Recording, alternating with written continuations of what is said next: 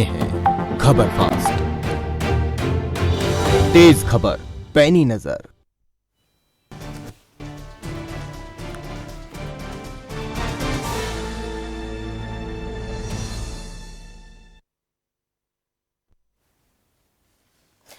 नमस्कार, आप देख रहे हैं सिंहासन पर महासंग्राम और आपके साथ मैं हूं कायनात अंसारी। उत्तर प्रदेश में आज 5वें चरण के लिए मतदान शुरू हो चुका है। 12 जिलों की 61 सीटों पर वोट डाले जाएंगे और इस बार जो है चुनौती पहले से भी कहीं ज्यादा बड़ी होने वाली है, क्योंकि सबसे ज्यादा सीटें इस 5वें चरण में हैं जहां पर चुनाव होने वाला है। बीजेपी के लिए पुराना प्रदर्शन दोहराना जहां चुनौती है, तो वहीं दूसरे पार्टियों के लिए इस बार जो है ज्यादा सीटों पर काबिज होना आसान होगा या मुश्किल होगा, इस पर हम बातचीत करेंगे। इस बीच आ रही बड़ी खबर का रुख करेंगे, इलेक्शन ब्रेकिंग। इस बीच 5वें चरण के लिए वोटिंग शुरू। 12 जिलों की 61 सीटों पर मतदान, 692 उम्मीदवारों की किस्मत का फैसला होगा। आज सुबह 7 बजे से शुरू हो गई है वोटिंग, शाम 6 बजे तक डाले जाएंगे वोट। जनता तय करेगी उम्मीदवारों की किस्मत और इस चरण को एक निर्णायक चरण के तौर पर भी देखा जा रहा है। आज ये काफी हद तक साफ हो जाएगा कि इस बार अगर कोई पार्टी लीड ले जाती है तो वो सत्ता पर विराजमान होने के काफी करीब हो जाएगी। तो 5वें चरण के लिए वोटिंग शुरू हो चुकी है। दिग्गजों की किस्मत आज दांव पर लगी हुई है। उप मुख्यमंत्री केशव प्रसाद मौर्य सिराथू विधानसभा सीट से मैदान में हैं। बीजेपी की तरफ से तो इलाहाबाद पश्चिम से उत्तर प्रदेश के वरिष्ठ मंत्री और प्रवक्ता सिद्धार्थ नाथ सिंह, इलाहाबाद दक्षिण से अल्पसंख्यक कल्याण मंत्री नंद गोपाल गुप्ता नंदी, मनकापुर सुरक्षित सीट से बीजेपी के वरिष्ठ नेता और समाज कल्याण मंत्री रमापति शास्त्री चुनावी मैदान में। इसी तरह प्रतापगढ़ सीट से कांग्रेस की प्रवक्ता आराधना मिश्रा, मोना कुंडा से जनसत्ता दल लोकतांत्रिक अध्यक्ष चर्चित नेता रघुराज प्रताप सिंह उर्फ राजा भैया, प्रतापगढ़ सदर से अपना दल कमेरावादी के अध्यक्ष कृष्णा पटेल, अमेठी से डॉक्टर संजय सिंह। तो तमाम पार्टियों के दिग्गज इस बार चुनावी मैदान में अपनी किस्मत आजमा रहे हैं और ये देखना दिलचस्प होने वाला है कि जनता इस बार जो है किसके नाम पर, किसके चेहरे पर अपनी मोहर लगाती है। ज्यादा बातचीत और जानकारी के लिए संजीव हमारे सही राजनीतिक संपादक और सहयोगी अयोध्या से हमारे साथ जुड़े हुए हैं। ज्यादा अपडेट के साथ में संजीव, आपसे जानना चाहेंगे, जरा बताएं कि शुरू हो चुका है मतदान, आधा घंटा यहाँ पर कह सकते हैं कि होने वाला है, करीब है होने के। तो ऐसे में मतदान केंद्रों के बाहर आप किस तरह की तस्वीर देख पा रहे हैं, हलचल कितनी तेज है?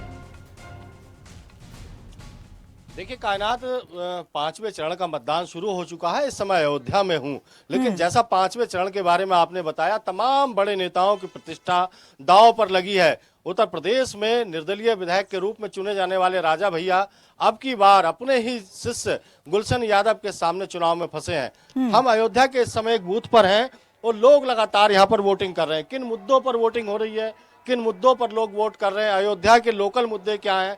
हालांकि भगवान राम का भव्य और दिव्य मंदिर बन रहा है, अयोध्या को नगर निगम का दर्जा दिया गया है, ये तमाम मुद्दे हैं। एक वोटर मतदाता हमारे साथ हैं, किन मुद्दों पर अब की बार अयोध्या वोट कर रही है? हमारा तो वही राष्ट्र धर्म, देश हित, भगवान राम का मंदिर बन रहा है। मंदिर तो बनेगा ही, वो तो बनना ही है, यही मुख्य है हमारा। लेकिन अखिलेश कह रहे हैं कि 5 साल में विकास नहीं हुआ। चाचा देखिए, ऐसा है कि विकास जो होता है वो जमीन पर दिखाई पड़ता है, और यहाँ पर आप देखें सड़कें, सीवर लाइन, इलेक्ट्रिसिटी, ये सब चीजें जितनी सुविधाएं मिल रही हैं, ये सुविधाएं उनके समय में क्यों नहीं बिजली आती थी? आज बिजली क्यों? हमारा पशु मुद्दा है, किसानों की नाराजगी ये मुद्दा है। देखिए, जब कोई आदमी 100 काम करता है तो एक आध काम रह जाता है। ठीक है। हमारे साथ महिलाएं भी हैं। महिला सुरक्षा के बड़े मामले उठे गए। प्रियंका गांधी कह रहे हैं, अखिलेश यादव कह रहे हैं कि उत्तर प्रदेश में महिलाएं सुरक्षित नहीं है। आपको क्या लगता है? जी नहीं, महिलाएं पूरी तरह से सुरक्षित हैं। हम सब लोग सुरक्षित मुद्दों पर वोट करने जा रहे हैं। आप किन मुद्दों पर वोट कर रहे हैं? भैया राम मंदिर मुद्दे पे करेंगे, क्योंकि राम जी का मंदिर यहाँ बना है निश्चित रूप से भाजपा का बड़ा सहयोग रहा है इसमें, हमारा मंदिर भी करेंगे। बिल्कुल, देखिए कायनात मेरे पीछे हनुमान गढ़ी है और वहां से लगातार भगवान राम के भजन बज रहे हैं। यानी कि भारतीय जनता पार्टी को जो उम्मीद अयोध्या से थी वो अयोध्या के लोग उस पर मोहर लगा रहे हैं। अब देखना यह होगा कि 10 मार्च के नतीजे क्या होंगे। मैं जिक्र करना चाहूंगा राजा भैया का, उत्तर प्रदेश के वरिष्ठ मंत्री नंद गोपाल नंदी का, रमापति शास्त्री का और सिद्धार्थनाथ सिंह का। ये तमाम अपनी सीटों को लेकर फंसे हैं। लेकिन अब देखना दिलचस्प ये होगा कि भारतीय जनता पार्टी के सामने अखिलेश यादव का अम्ब्रेला प्लेटफॉर्म पश्चिमी उत्तर प्रदेश में जयंत चौधरी, पूर्वांचल में ओम प्रकाश राजभर, कृष्णा पटेल कितना असरकारी होता है कायनात।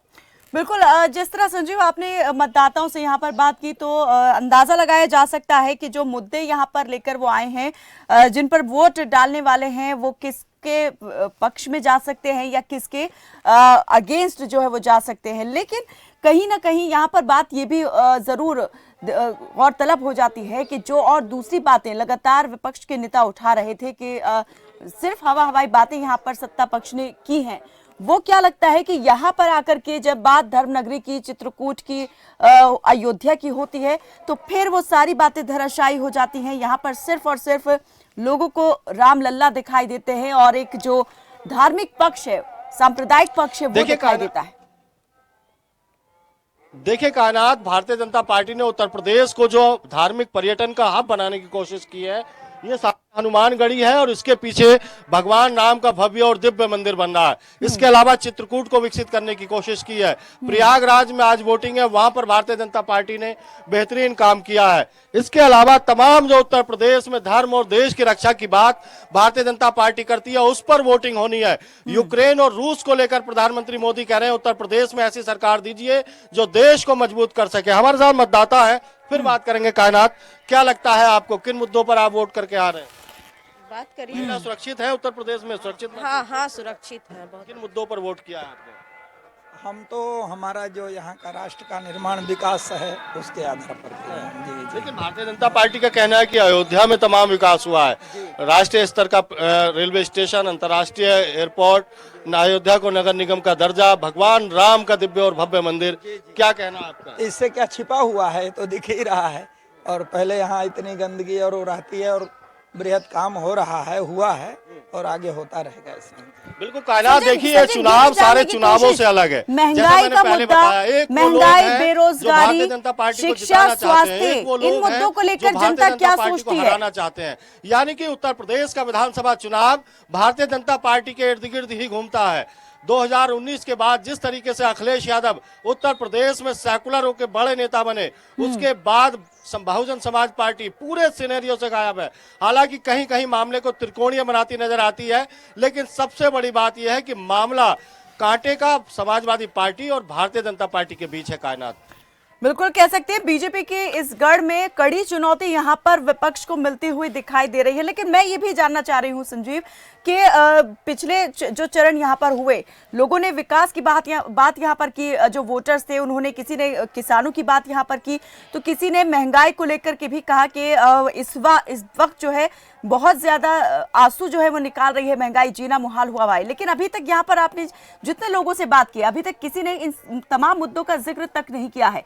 क्या इन मुद्दों को यहाँ की जनता नजरअंदाज कर रही है पूरी तरीके से और सिर्फ एक ही मुद्दा यहाँ पर हावी है? कायनात, देखिए ऐसा नहीं है। पहले मुख्यमंत्री योगी आदित्यनाथ इस सीट से विधानसभा चुनाव लड़ना चाहते थे और जो भारतीय जनता पार्टी के वर्तमान विधायक हैं उनकी सुगुगाहट, उनके लोग ये कहते नजर आते हैं कि विधायक जी की तैयारी नहीं थी। हालांकि समाजवादी पार्टी के जो प्रत्याशी हैं पवन पाणे, वो लगातार यहाँ पर तैयारी कर रहे हैं। ऐसा नहीं है कि भारतीय जनता पार्टी के लिए बहुत आसान है अयोध्या को जीतना। अयोध्या में मुश्किलें हैं और समाजवादी पार्टी पूरी तरीके से सामने चुनौती देती नजर आती है। 5 विधानसभा सीटें, पांचों पर 2017 में समाजवादी पार्टी को हराया। अब देखना यह होगा कि मामला जो कांटे का है अयोध्या को लेकर। और एक बात और बता दूं कि अयोध्या में यदि मामला फंसता है तो कायनात सीधे तौर पर मुख्यमंत्री योगी आदित्यनाथ और देश के प्रधानमंत्री मोदी को सोचना पड़ेगा कि आखिरकार अयोध्या में उनकी इस तरीके की रिजल्ट आए क्यों है। अब देखना यह है कि 10 मार्च क्या फैसला करता है, लेकिन लोगों का आशीर्वाद जिस ओर जाएगा उसकी सरकार उत्तर प्रदेश में होगी। कायनात, बिल्कुल संजीव बने रहे हमारे साथ। इस वक्त रायबरेली से धीरज शुक्ला हमारे साथ जुड़ गए, हमारे सहयोगी। धीरज, आपसे जानना चाहेंगे जरा रायबरेली में बताएं हमें पहले तो कि कौन सी विधानसभा का आप हमें हाल बताने वाले हैं और वहां पर चुनावी चाल जो है वो कैसी है? जी कायनात, बिल्कुल बताना चाहूंगा कि रायबरेली की आज 60वीं विधानसभा में मतदान होना है। इसको लेकर 5 विधानसभाओं में चौथे चरण में मतदान हो चुका है। ये अमेठी लोकसभा संसदीय क्षेत्र में आता है, इस वजह से यहाँ पर आज 5वें चरण में मतदान हो रहा है। यहाँ पर 393 बूथों पर मतदान शुरू हो चुका है। लगभग माना जाए 2000 जो कर्मचारी हैं वो यहाँ पर लगाए गए हैं। सुरक्षा व्यवस्था के कड़े इंतजाम किए गए हैं। अभी हाल ही में जिस दिन यह आखिरी चुनाव था, आखिरी प्रचार का दिन था, उस दिन तो कांग्रेस राष्ट्रीय महासचिव प्रियंका गांधी वाड्रा वो अपने एक दिवसीय दौरे पर रायबरेली पहुंची थी। रायबरेली के सलोन विधानसभा पहुंची थी, जहां पर अपने प्रत्याशी के पक्ष में वोट करने की अपील करती जरूर नजर आई थी। कायनात, आपको ये भी बता दूं कि अपने गढ़ को बचाने की कवायद में कांग्रेस पिछले काफी दिनों से, जब से चुनाव प्रचार शुरू हुआ है, लगभग कई दिनों से रायबरेली दौरे पर थी कि जिस तरीके से अपने गढ़ को किसी तरीके से अपने गढ़ को बचाया जाए। जी कायनात, पिछले चुनाव में जो 6 सीट है उसमें 4 पर बीजेपी काबिज रही थी। 5 सीटों पर जो है चौथे चरण में ही मतदान हो चुका है। 1 सीट पर आज 5वें चरण के तहत जो है वो वोट डाले जाएंगे। सलोन वो सीट है। यहाँ पर आप कांटे की टक्कर किसके बीच देख रहे हैं? कौन ज्यादा यहाँ पर आपको दिख रहा है कि दमदार उम्मीदवार है और मजबूत उम्मीदवार है? जी बिल्कुल कायनात, आपको बता दूं कि बीजेपी की बात करें, बीजेपी से अशोक कोरी मैदान में है। सपा की बात करें, सपा ने डॉक्टर जगदीश प्रसाद को मैदान में उतारा। वहीं कांग्रेस की बात करें तो एक नए चेहरे को कांग्रेस ने प्रत्याशी बनाया है, जो कि जिला पंचायत सदस्य है।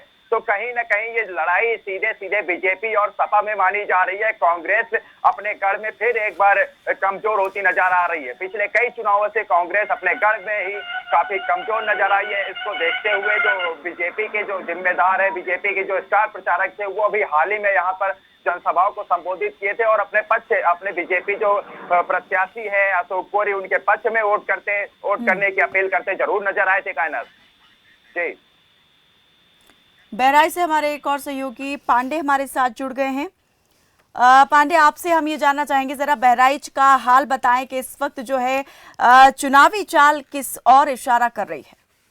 जी कायनात, मैं दर्शकों को बताना चाहूंगा कि बहराइच में इस समय सवेरे 7 बजे से 2902 पोलिंग स्टेशन पर वोटिंग स्टार्ट हो चुकी है और इस समय मैं महसी विधानसभा के प्राथमिक विद्यालय कटहा में मौजूद हूँ। आप मेरे पीछे देख सकते हैं कि मतदाताओं की लंबी लाइन लगी हुई है और यहाँ पर मतदान शुरू हो गया है। यहाँ पर आप मेरे पीछे देख सकते हैं सुरक्षा के काफी कड़े इंतजाम किए गए हैं। परिंदा पर भी नहीं मार पा रहा है, केवल मतदाताओं के आने जाने की ही एंट्री है। हम ये भी आपको बताएं कि बहराइच जो जिला है वो विधानसभा चुनाव से काफी खास है। यहाँ पर 7 विधानसभा सीटें हैं और 2017 के चुनाव में भारतीय जनता पार्टी ने यहाँ पर 6 सीटें जीती थी। मात्र 1 सीट पर ही समाजवादी पार्टी को यहाँ पर सफलता मिली थी। दूसरी बात यह है कि धार्मिक दृष्टि से और सांस्कृतिक दृष्टि से भी बहराइच जनपद का बड़ा महत्वपूर्ण स्थान रहा है, क्योंकि ये महाराजा सुहेलदेव की जन्मस्थली है। उत्तर प्रदेश सरकार ने और भारत सरकार ने यहाँ पर उनके लिए सांस्कृतिक केंद्र की स्थापना की है। तो इसको लेकर बहराइच जो है काफी लाइमलाइट में रहा है। आज यहाँ पर जो है सवेरे 7 बजे से मतदान पूरी तरीके से शांतिपूर्ण ढंग से शुरू हो गया है। आप देख सकते हैं कि लगातार मतदाताओं की हमारे पीछे लंबी लाइन लगी हुई है और लोग अपने मताधिकार का प्रयोग कर रहे हैं। जी कायनात, बिल्कुल, जहां आप खड़े हुए हैं कह सकते हैं कि यहाँ भी काफी प्रभाव जो है वो देखा जा सकता है। एक धार्मिक नगरी के तौर पर ही ये भी काफी ज्यादा लोगों के बीच में मशहूर है और फेमस है।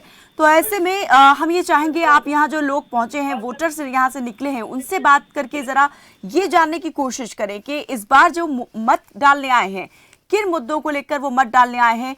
क्या राम मंदिर का जो मुद्दा हमेशा से चुनाव पर हावी रहता था, इसी मुद्दे को लेकर इस बार भी मतदान केंद्र का उन्होंने रुख किया है, या इस बार कुछ और दिमाग में जो है उनके चल रहा है और उसको लेकर के आए हैं वोट डालने?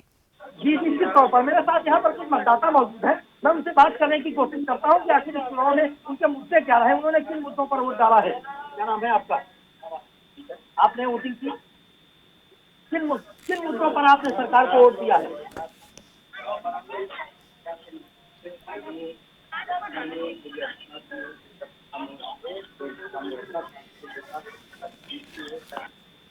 दिवाकर हमें आवाज नहीं मिल पा रही है। हमारे संपर्क लगता है ठीक प्रकार से नहीं हो पा रहा है आपसे हम दोबारा जुड़ने की कोशिश करेंगे। संजीव हमारे साथ लगातार बने हुए हैं अयोध्या से। संजीव, आपसे हम ये जानना चाहेंगे, हमेशा ये जरूर रहता है, बेहद महत्वपूर्ण रहता है हर एक चुनावी दल के लिए समीकरणों को बैठाना। समीकरण कई प्रकार से यहाँ पर बैठाने की कोशिश की जाती है, जातीय समीकरण यहाँ पर बैठाए जाते हैं, तो कहीं दूसरी प्रकार की चीजें जो है वो फिट करने की कोशिश होती है। तो अगर आज के चरण को लेकर अगर बात करें तो यहाँ आप किस प्रकार से देख रहे हैं कि समीकरण कैसे हावी हो सकते हैं? देखिए कायनात, सबसे बड़ा सवाल वही है कि भारतीय जनता पार्टी क्या 2017 का इतिहास दोहरा पाएगी। अखिलेश यादव ने जो अम्ब्रेला प्लेटफॉर्म तैयार किया है भारतीय जनता पार्टी के सामने, और अब की बार जो सिंपैथी वाला चुनाव है अखिलेश यादव के लिए, आप समझिए कि अखिलेश यादव भारतीय जनता पार्टी की बड़ी सेना के सामने अकेले प्रचार कर रहे हैं। उन्होंने अपने परिवार को दूर रखा है, मुस्लिम समुदाय के तमाम बड़े नेताओं को प्रचार से दूर रखा है। हालांकि ओवैसी इस बात को कह रहे हैं कि उत्तर प्रदेश में मुस्लिम समुदाय में उनकी गहरी पैठ है, लेकिन जिस तरीके का चुनाव हमने पश्चिम से देखा है उसमें एक मुश्त वोट मुस्लिम समाज का वो समाजवादी पार्टी की ओर गया है, पिछड़े समाज का वोट भारतीय जनता पार्टी की ओर गया है। इसके अलावा जो सोशल इंजीनियरिंग 2007 में मायावती ने की थी, उसके आधार पर अखिलेश यादव ने अब की बार वोट डाला है।